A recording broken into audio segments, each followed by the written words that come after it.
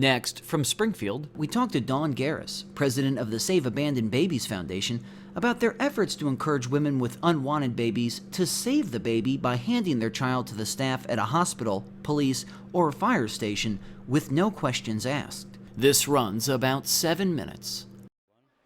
Dawn Geras, you're here at the state capitol today with the Abandoned Babies Foundation, of which you are the president. What is it that you're telling people, and what would you want people, not just the lawmakers to know, but people watching this outside the Capitol to know? We want people to know that there is a safe, legal option for their newborn baby that they feel they cannot keep. They can hand their unharmed baby over to staff at any hospital, police, or fire station. No questions need to be answered. They can remain anonymous. We just want to save that baby and actually save the parent from possible prosecution, guilt, remorse. Everybody can be happy. And you have a number of young children here today that were at one point an abandoned baby, but whose lives were saved because they were given up by their birth parents. So.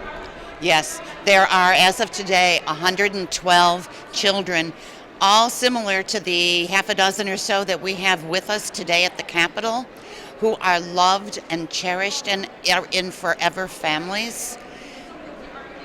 Unfortunately, not every baby does get saved. There have been 78 babies that have not been as fortunate. 36 of those babies are dead.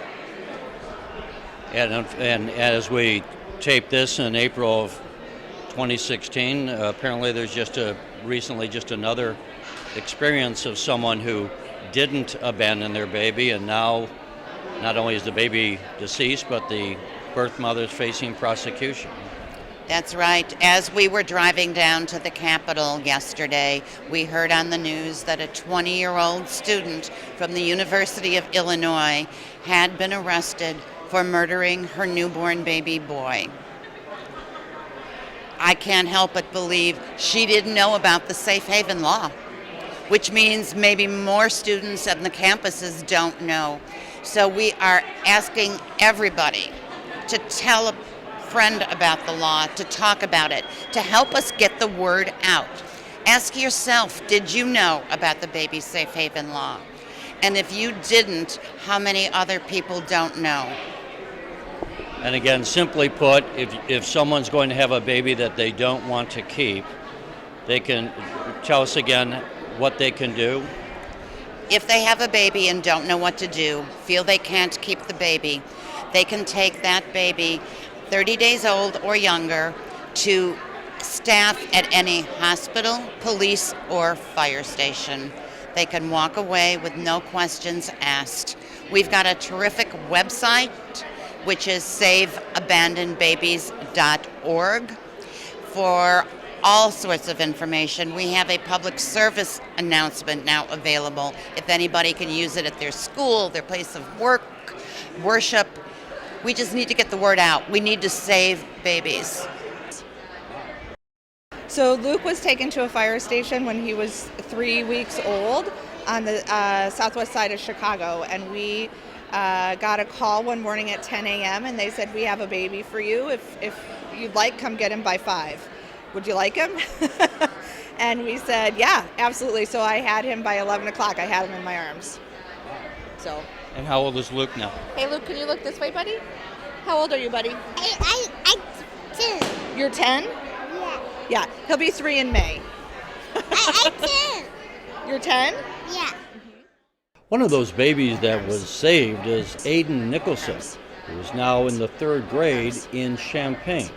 Back in August of 2007, on Monday morning, August 13th, I got a phone call from our adoption agency.